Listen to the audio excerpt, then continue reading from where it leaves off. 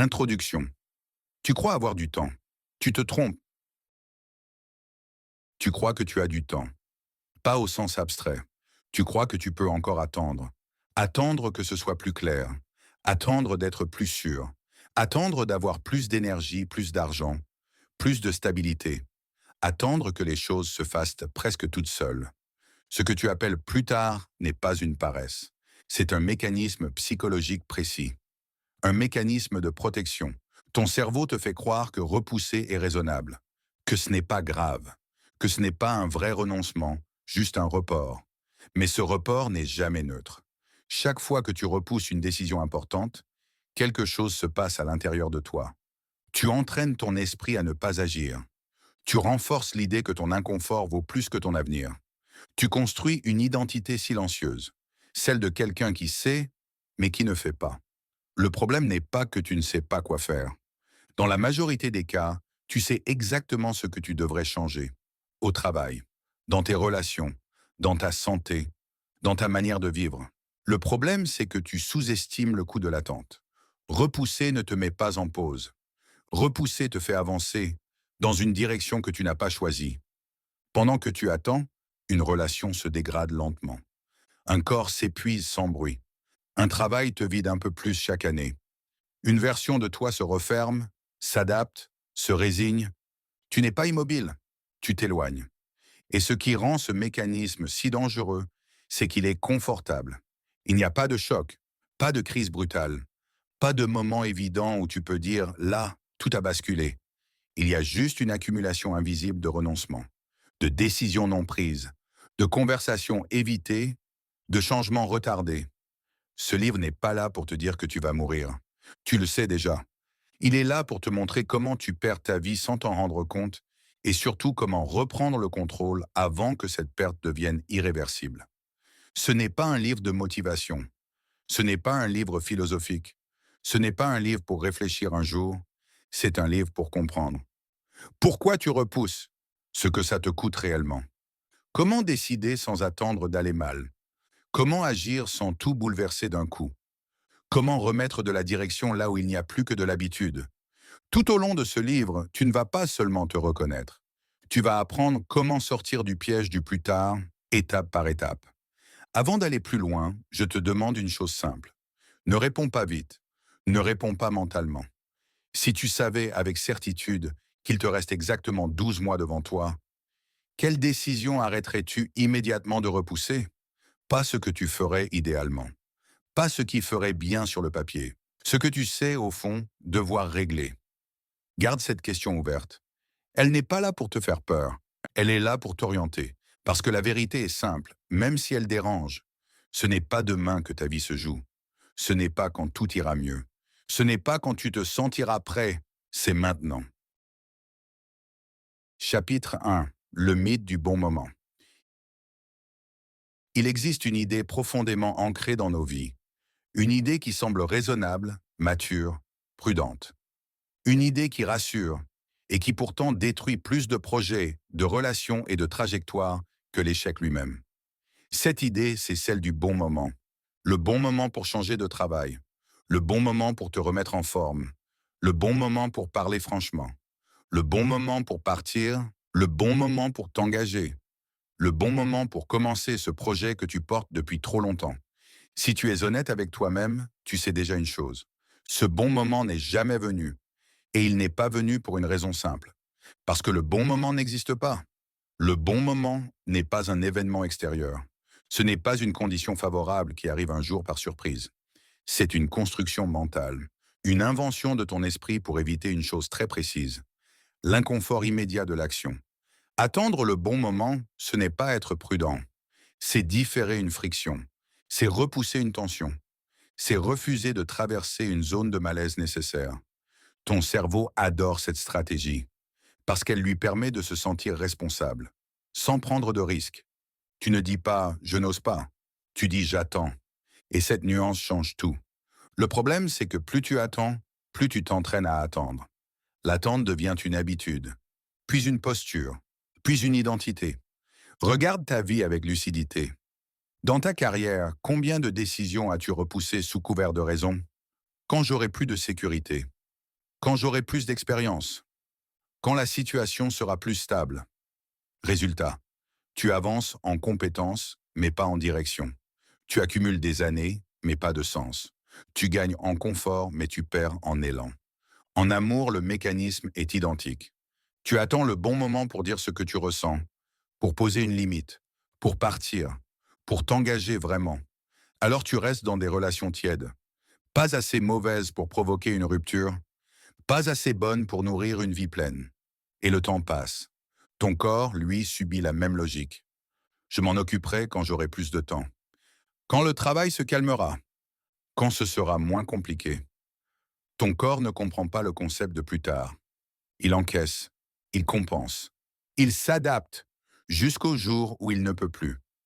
Voici la vérité centrale que tu dois comprendre. Le bon moment n'apparaît jamais avant l'action. Il apparaît après. La clarté ne précède pas le mouvement. Elle en est la conséquence. Tu n'as pas besoin d'être prêt pour commencer. Tu as besoin de commencer pour devenir prêt.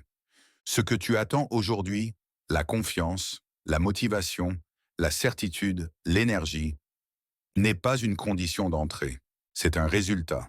Chaque jour où tu attends le bon moment, tu renforces une habitude invisible, celle de te désaligner doucement. Pas par lâcheté, par illusion. Alors voici un premier déplacement concret à opérer. Arrête de te demander « Est-ce le bon moment ?» Pose-toi plutôt cette question. Quelle est la plus petite action inconfortable que je peux faire maintenant, sans attendre d'aller mieux? Pas le plan parfait, pas le changement radical. La prochaine action, un message à envoyer, une conversation à ouvrir, une heure à bloquer, un premier pas imparfait, c'est ainsi que les trajectoires changent. Jamais d'un coup. Toujours par une décision minuscule, mais honnête. Pose-toi maintenant cette question, sans détour. Qu'est-ce que tu attends exactement pour commencer? Plus de temps? Plus d'argent? Plus de confiance? L'approbation de quelqu'un? Un signe extérieur? Et si ce que tu attends n'arrivait jamais, que resterait-il de ta vie? Comprendre que le bon moment est un mythe n'est pas angoissant. C'est libérateur. Cela signifie que tu n'as plus besoin d'attendre, que tu peux commencer imparfaitement, que tu peux agir avec peur, que tu peux avancer sans garantie, et surtout que ta vie réelle ne commence pas demain. Elle commence maintenant. Chapitre 2. Tu ne manques pas de temps, tu manques de courage ciblé. Tu dis que tu manques de temps.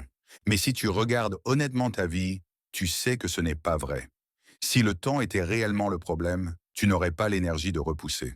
Tu n'aurais pas l'énergie de ruminer. Tu n'aurais pas l'énergie de justifier.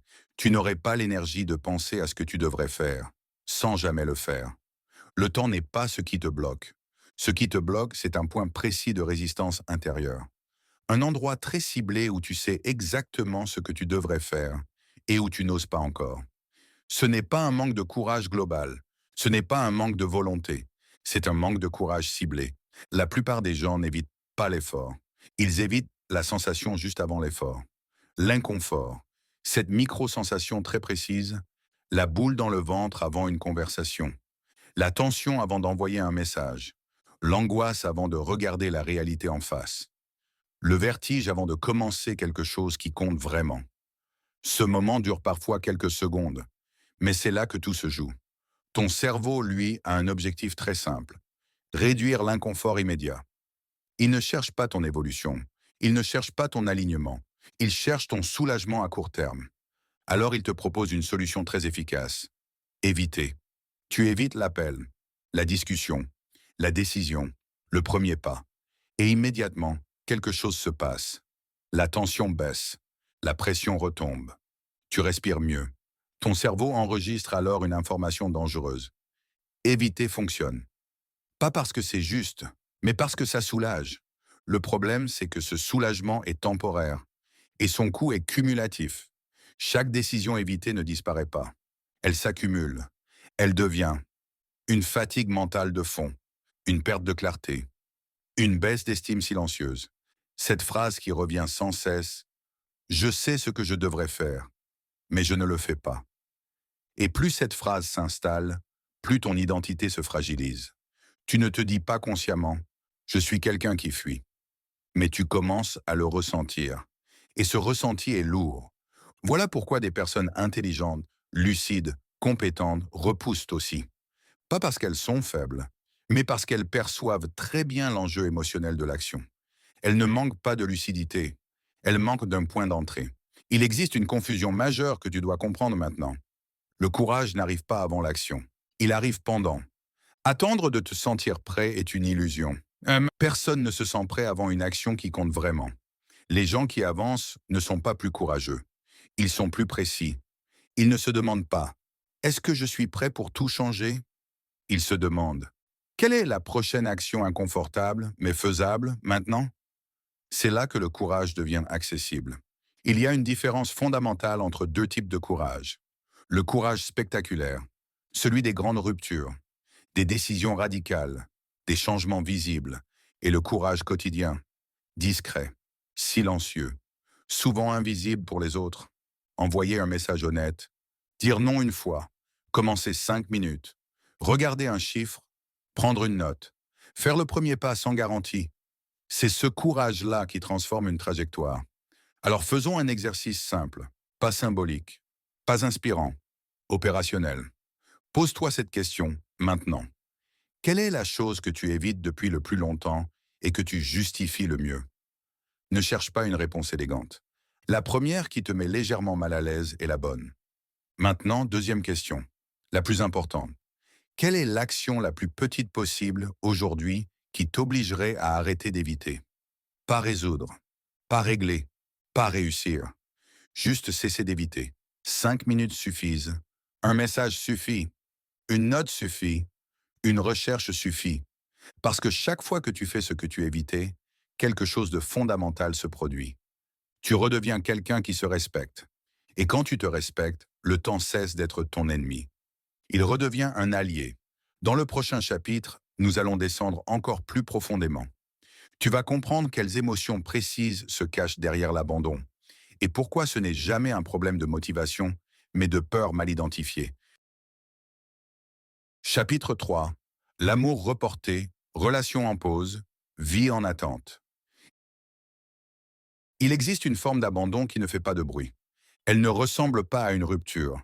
Elle ne ressemble pas à une crise. Elle ressemble à une phrase simple, anodine, répétée des dizaines de fois. On verra plus tard. Plus tard, on parlera vraiment. Plus tard, on décidera. Plus tard, on verra si ça s'améliore. Plus tard, on fera un vrai choix. Et pendant ce temps, la relation continue. Mais la vie, elle, est mise en pause. Beaucoup de personnes ne quittent pas une relation qui ne leur convient plus. Elles la suspendent. Elles restent dans le tiède, ni heureuses ni malheureuses, ni engagées ni libres. Ce n'est pas de l'amour, c'est de l'évitement émotionnel. Pourquoi? Parce qu'une décision claire fait peur. Elle implique une perte immédiate. Conflit, tristesse, culpabilité, solitude, inconfort. Alors le cerveau choisit la solution la plus rassurante à court terme. Attendre. Mais attendre n'est jamais neutre. Quand tu repousses une conversation importante, ton cerveau apprend une règle dangereuse. Dire ce que je ressens est risqué. Se taire est plus sûr. À force, tu n'évites plus seulement l'autre. Tu t'évites toi-même. Tu minimises ce que tu ressens. Tu rationalises. Tu te dis que ce n'est pas si grave. Que d'autres vivent pire. Que ce n'est pas le bon moment pour tout bouleverser. Et lentement, quelque chose se passe. Tu n'es plus vraiment présent dans ta propre relation.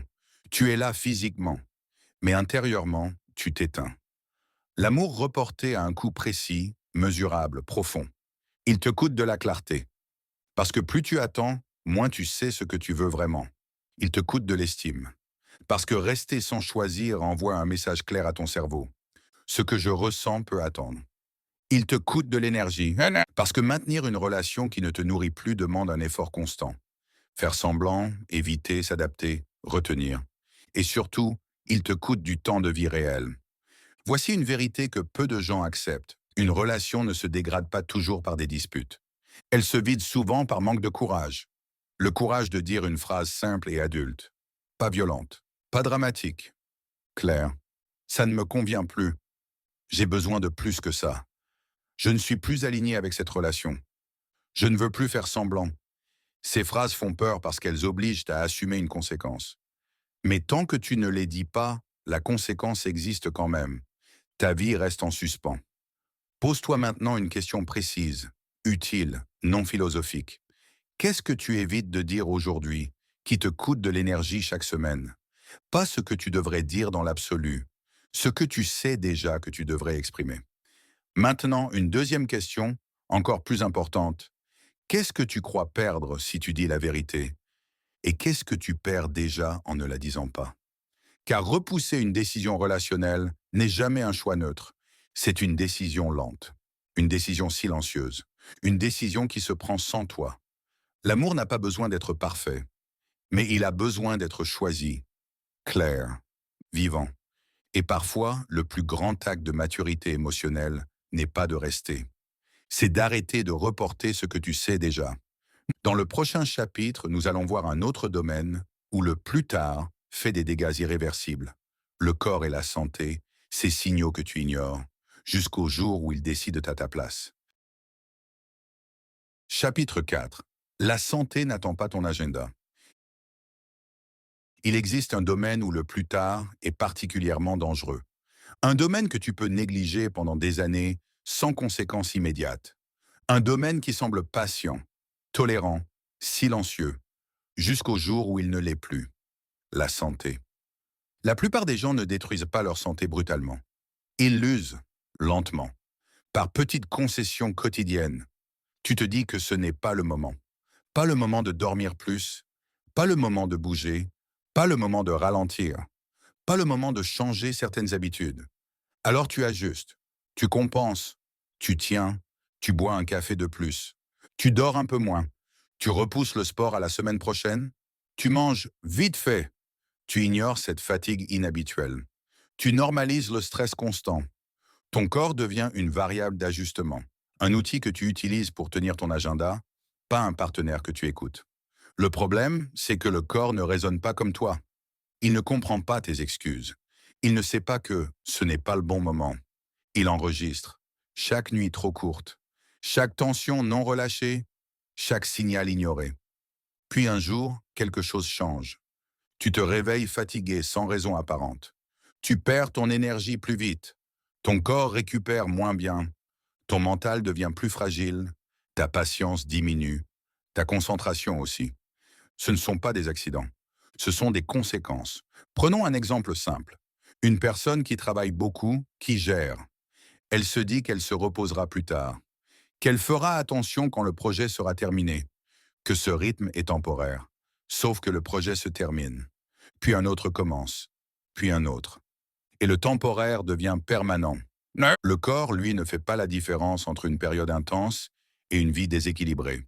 Il répond à ce qu'il reçoit, pas à ce que tu promets. Il y a une illusion très répandue, celle de croire qu'on pourra réparer plus tard ce qu'on abîme doucement aujourd'hui. C'est faux.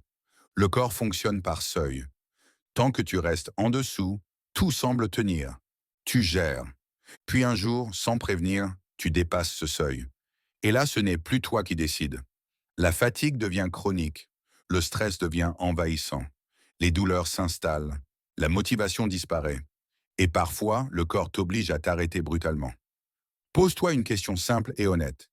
Qu'est-ce que ton corps te signale depuis des mois, que tu refuses encore d'écouter? Ce n'est pas une question morale. Ce n'est pas une question de volonté. C'est une question de lucidité. Tu n'as pas besoin de devenir parfait. Tu n'as pas besoin d'un programme complexe. Tu n'as pas besoin d'un changement radical. Tu as besoin d'un minimum vital non négociable, un socle. Quelques règles simples que tu respectes même quand ce n'est pas pratique. Même quand tu es occupé. Même quand tu n'en as pas envie. Dormir suffisamment. Bouger un peu chaque jour. Respirer réellement. Manger sans te punir ni t'anesthésier. Créer des moments de récupération, pas quand tu es épuisé, mais avant. Pas pour optimiser ta performance. Pour préserver ta capacité à décider, à aimer, à vivre. La santé n'est pas un bonus. Ce n'est pas un luxe. Ce n'est pas quelque chose qu'on traite quand tout le reste ira bien. C'est la base invisible de tout le reste. Sans énergie, tes décisions deviennent médiocres. Sans clarté mentale, tu repousses encore plus. Sans corps fonctionnel, ta vie se rétrécit. Tu crois gagner du temps en repoussant ta santé. En réalité, tu réduis ton futur. Retiens ceci, le corps est toujours honnête. Il ne ment pas. Il ne dramatise pas. Il t'indique exactement où tu en es. La seule question qui compte n'est donc pas quand est-ce que je m'en occuperai? La vraie question est combien de signaux vas-tu encore ignorer avant d'accepter que ta santé mérite une place maintenant, et pas plus tard? Chapitre 5. Le travail qui te vide, mais que tu justifies. Il existe une fatigue que ni le sommeil, ni les vacances, ni les week-ends ne guérissent. Ce n'est pas une fatigue physique, c'est une fatigue de cohérence. Tu continues à faire quelque chose qui ne correspond plus à qui tu es devenu. Ce type de fatigue apparaît quand ton travail ne t'use pas par excès, mais par absence de sens, d'élan ou de perspective. Et le piège, c'est que tu arrives à fonctionner malgré tout. Tu te lèves, tu accomplis ce qu'il faut, tu réponds aux attentes, tu tiens, et comme tu tiens, tu conclus que ça va. Mais tenir n'est pas vivre. Voici une distinction essentielle que peu de gens font. Un travail peut être supportable sans être soutenable. Supportable. Tu arrives à l'endurer. Soutenable. Il te permet de rester aligné, vivant, en croissance. Beaucoup de gens confondent les deux. Ils restent parce que le salaire est correct, les horaires sont acceptables, le cadre est connu, les risques semblent faibles. Mais ils ne regardent jamais le coût invisible. Pose-toi cette question précise. Qu'est-ce que ce travail exige de toi chaque jour, que tu ne récupères jamais? L'énergie mentale?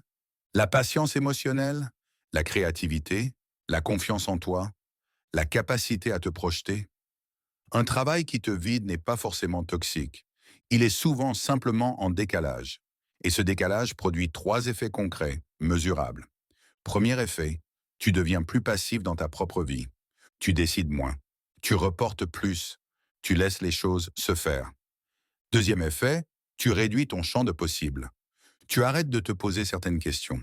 Tu cesses d'envisager certaines options. Tu adaptes ton désir à ta situation au lieu d'adapter ta situation à ton désir. Troisième effet, ton estime de toi s'érode lentement. Pas brutalement, progressivement. Parce que chaque jour où tu te forces à rester, une partie de toi comprend que tu ne te choisis pas. Voici un test simple mais brutalement honnête. Si ce travail restait exactement le même pendant 5 ans, sans promotion, sans évolution, sans changement notable, serais-tu en paix avec cette idée? Si la réponse est non, alors tu n'as pas un problème de travail. Tu as un problème de décision différée. Et chaque décision différée devient une décision par défaut. Autre question essentielle, ce travail te construit-il encore ou te maintient-il simplement en place? Maintenir n'est pas construire. Sécuriser n'est pas faire grandir. Cela ne veut pas dire que tu dois partir demain, mais cela signifie que rester sans stratégie est un choix coûteux. Voici une règle simple, rarement appliquée. Si tu restes, tu dois gagner quelque chose de clair, soit des compétences transférables, soit du temps réel, soit un réseau, soit une stabilité temporaire avec une date de sortie définie. Rester sans contrepartie est une fuite déguisée. Dernière question, la plus importante de ce chapitre. Qu'est-ce que ce travail t'empêche de devenir? Pas plus tard. Maintenant. Ce chapitre n'est pas un appel à la rupture impulsive. C'est un appel à la lucidité stratégique. Parce que ce n'est pas le travail qui détruit les gens. C'est le fait de rester trop longtemps dans un endroit qui ne les respecte plus intérieurement. Et attendre que le bon moment arrive est souvent la manière la plus efficace de ne jamais agir. Chapitre 6. Les décisions que tu repousses te décident à ta place. Il y a une vérité inconfortable que peu de gens acceptent vraiment. Ne pas décider, c'est déjà décidé. Chaque fois que tu repousses une décision importante, tu crois rester neutre. Tu penses gagner du temps. Tu penses éviter une erreur. En réalité, tu laisses la situation décider pour toi. La vie n'attend pas que tu sois prêt. Elle avance. Elle s'organise sans toi. Et pendant que tu hésites, quelque chose se ferme. Un exemple simple. Tu hésites à quitter un travail qui t'épuise. Tu te dis, je vais attendre un peu, voir comment ça évolue. Mais ce que tu ne vois pas, c'est que chaque mois passé te rend plus fatigué, plus résigné, moins lucide. Au bout d'un moment, tu ne restes plus par choix. Tu restes parce que tu n'as plus l'énergie de partir. Même chose dans une relation. Tu repousses une conversation difficile. Tu dis, ce n'est pas le bon moment. Alors la distance s'installe. L'habitude remplace le désir. Le non-dit devient la norme. Et un jour, la relation est déjà morte, sans qu'aucune décision claire n'ait été prise. Ce n'est pas un manque de courage brutal, c'est une érosion lente. Les décisions que tu repousses ne disparaissent pas, elles se transforment en contraintes. Et ce que tu aurais pu choisir librement, tu finis par le subir. Voici le mécanisme clé à comprendre. Quand tu repousses une décision importante, ton cerveau cherche le confort immédiat. Mais le coût réel est toujours différé. Plus tard, plus lourd, plus cher. Le problème n'est pas que tu ne sais pas quoi faire. Dans la plupart des cas, tu le sais très bien. Le problème, c'est que tu sous-estimes le prix de l'attente. Pose-toi cette question honnêtement. Quelle décision sais-tu que tu dois prendre, mais que tu évites depuis des mois, voire des années? Maintenant, une question encore plus directe. Qu'est-ce que cette non-décision est en train de décider pour toi en silence? Car pendant que tu hésites, ta trajectoire professionnelle se fige, ta relation s'use, ta santé encaisse, ta confiance s'érode. La vraie bascule mentale est celle-ci. Décider n'est pas toujours confortable, mais ne pas décider est toujours coûteux. Et voici un principe simple mais puissant. Une décision imparfaite aujourd'hui vaut toujours mieux qu'une absence de décision pendant 10 ans. Tu n'as pas besoin d'avoir tout le plan. Tu n'as pas besoin d'être sûr à 100%. Tu as seulement besoin d'un mouvement clair. Choisir, c'est reprendre le contrôle. Même si tu ajustes ensuite. Même si tu te trompes partiellement. Parce que tant que tu choisis, tu avances. Et tant que tu avances, ta vie reste vivante. La question finale de ce chapitre est simple mais décisive. Si tu ne changes rien, où cette non-décision t'emmène-t-elle exactement? Regarde la réponse en face et comprends ceci. Ce que tu ne décides pas aujourd'hui, la vie le décidera pour toi demain. Chapitre 7. Le prix caché du confort. Le confort est devenu une valeur suprême. On le cherche, on l'optimise, on l'organise, on le protège. Et pourtant, il y a une confusion majeure que presque tout le monde fait. Le confort n'est pas la paix. Le confort, c'est l'absence de friction immédiate. La paix, c'est l'alignement intérieur. Et ces deux choses vont souvent dans des directions opposées. Le confort te dit, ne touche à rien. Reste là. Évite ce qui dérange. Fais comme avant. La paix, elle, demande parfois exactement l'inverse. Beaucoup de gens vivent dans des situations confortables et profondément inconfortables intérieurement.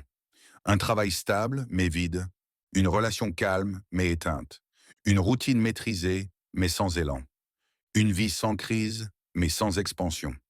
Pourquoi? Parce que le confort supprime le signal d'alarme. Il anesthésie, il rend supportable ce qui, en réalité, devrait te pousser à bouger. Le danger du confort, ce n'est pas qu'il fait mal, c'est qu'il ne fait pas assez mal pour provoquer un changement. Regarde autour de toi. Les gens ne restent pas coincés parce qu'ils souffrent trop. Ils restent parce qu'ils souffrent juste assez pour s'habituer. Le confort crée une illusion, celle que tout va à peu près bien. Et ce « à peu près » peut durer des années. Mais il y a un prix caché, un prix que tu ne payes pas aujourd'hui, un prix que tu paies avec le temps. Chaque jour passé dans un confort qui t'éteint te coûte de la clarté, de l'énergie, de la créativité, de la présence, du respect pour toi-même. Ce n'est pas spectaculaire, c'est progressif. Et c'est précisément pour ça que c'est dangereux. À l'inverse, il existe un inconfort juste, un inconfort utile, un inconfort qui ne détruit pas, mais qui construit. C'est l'inconfort de dire une vérité, l'inconfort de poser une limite, l'inconfort de commencer sans être prêt, l'inconfort de changer une habitude, l'inconfort de renoncer à une version trop petite de ta vie. Cet inconfort-là est court, mais ses effets sont durables. Les études en psychologie comportementale sont claires. La croissance personnelle ne se produit pas dans la zone de confort, mais dans une zone légèrement inconfortable, maîtrisable, choisie. Pas le chaos, pas la violence, pas l'épuisement, mais l'inconfort intentionnel. Pose-toi cette question essentielle. Quel inconfort fuis-tu aujourd'hui qui pourrait, en réalité, te libérer? Est-ce une discussion, une décision, un changement de rythme, un renoncement, un premier pas que tu sais devoir faire depuis longtemps? Et maintenant, une deuxième question, encore plus importante. Quel confort protèges-tu qui te coûte plus qu'il ne te donne? La clé pratique de ce chapitre est simple, mais puissante. Chaque jour, choisis volontairement un inconfort utile. Pas 10, un seul, Un geste, une action, une décision, une parole. Quelque chose qui te fait légèrement résister intérieurement, mais qui te rapproche de la vie que tu veux vraiment vivre. Parce que la vraie question n'est pas comment rester confortable. La vraie question est quel inconfort suis-je prêt à accepter pour ne plus me trahir? Le confort peut te maintenir, mais seul l'inconfort juste peut te transformer. Et tant que tu confonds confort et paix, tu continueras à protéger exactement ce qui te freine. Dans le prochain chapitre, nous irons encore plus loin. Nous parlerons des décisions que tu repousses et de la manière dont, en réalité, ce sont elles qui finissent par décider de ta vie à ta place. Chapitre 8. Tu n'as pas besoin de motivation, mais de lucidité. La motivation est l'une des plus grandes illusions modernes.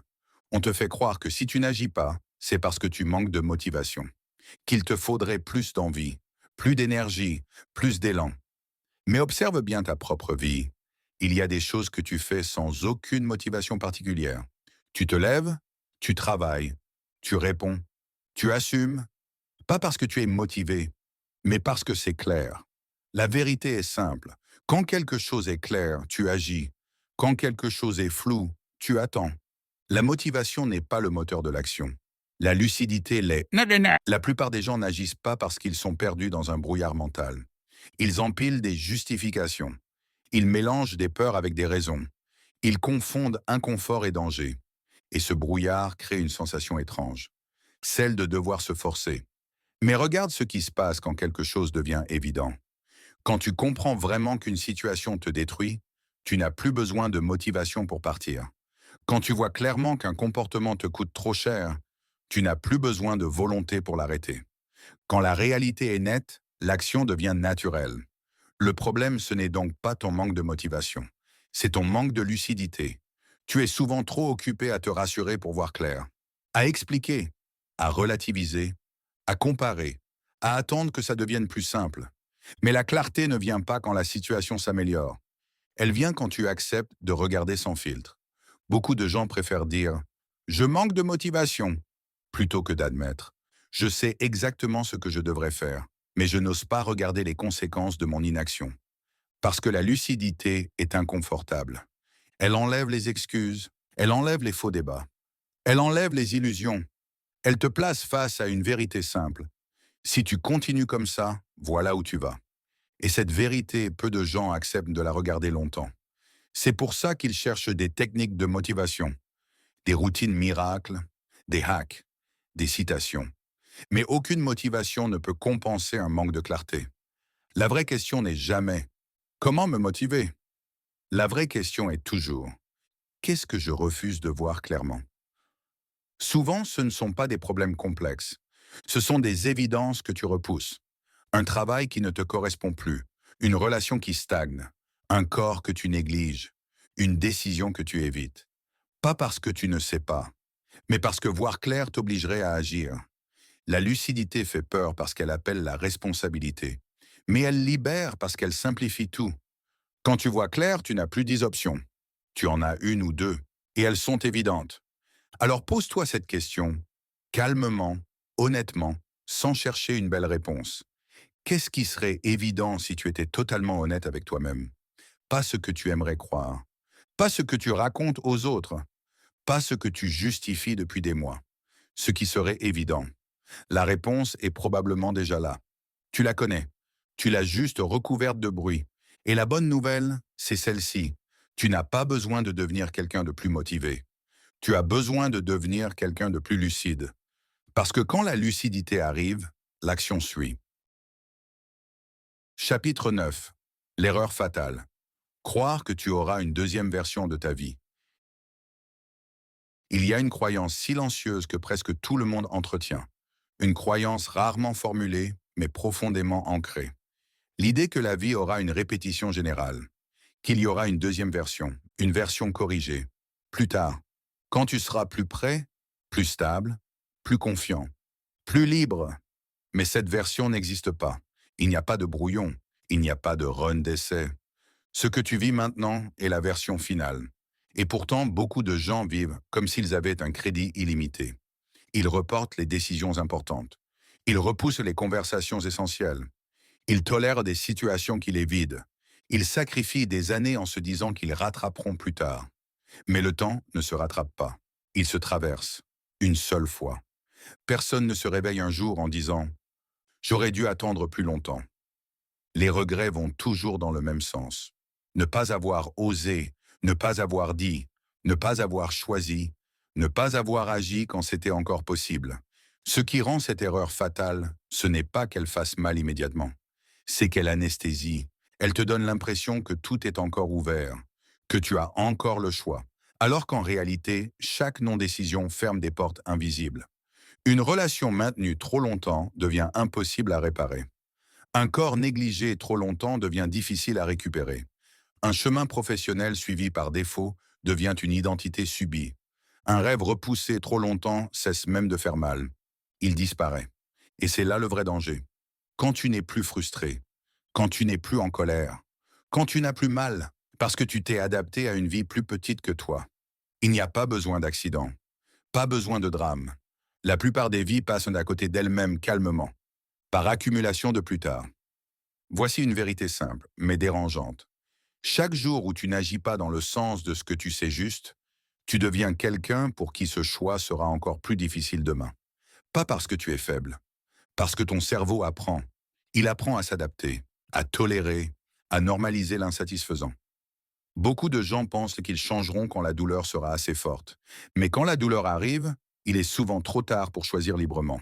Le corps impose, la relation explose, la situation financière s'effondre, la vie décide à ta place.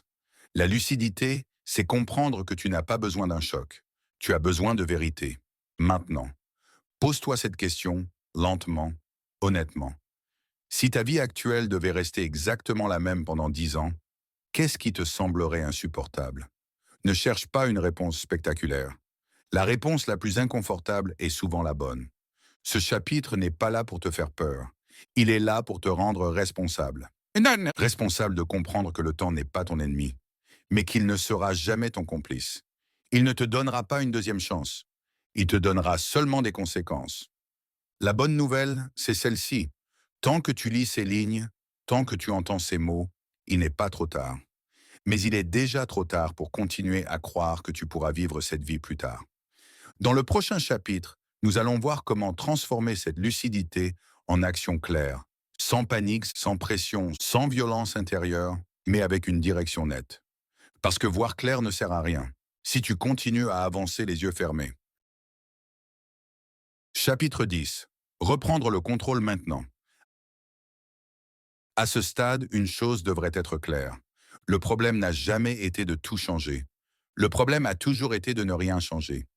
Beaucoup de personnes attendent un basculement total, une transformation radicale, un déclic magique, un nouveau départ parfait. Et pendant qu'elles attendent ce moment idéal, leur vie continue exactement comme avant.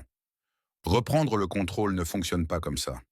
Le contrôle ne revient pas quand tu bouleverses tout. Il revient quand tu reprends la main sur une chose précise, claire, concrète, délibérée. Le cerveau humain ne change pas par les grandes intentions. Il change par les décisions incarnées. Celles qui sont suivies d'un acte, même petit. Tu n'as pas besoin d'une révolution. Tu as besoin d'un point d'ancrage. Un endroit de ta vie où tu décides, cette fois, de ne plus négocier avec toi-même. Cela peut être une conversation que tu évites depuis trop longtemps. Une limite que tu dois poser. Une action simple que tu repousses chaque jour. Un engagement envers ton corps. Une clarification professionnelle. Peu importe laquelle. Ce qui compte, ce n'est pas l'ampleur du geste. C'est le message qu'il envoie. À chaque fois que tu fais ce que tu as dit que tu ferais, quelque chose se reconstruit. Le respect de toi-même. Et le respect de soi n'est pas une idée abstraite. C'est une sensation physique. Un ancrage intérieur. Une stabilité nouvelle. Quand tu te respectes à nouveau, tes décisions changent. Tes relations changent. Ton rapport au temps change. Tu ne subis plus. Tu participes. Voici une vérité essentielle. Le contrôle ne se reprend pas demain. Il se reprend aujourd'hui ou il ne se reprend jamais. Pas avec 10 actions. Une seule suffit. Alors pose-toi cette question finale et prends-la au sérieux.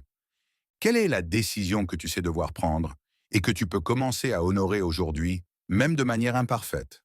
Pas celle qui impressionne, celle qui te redresse intérieurement.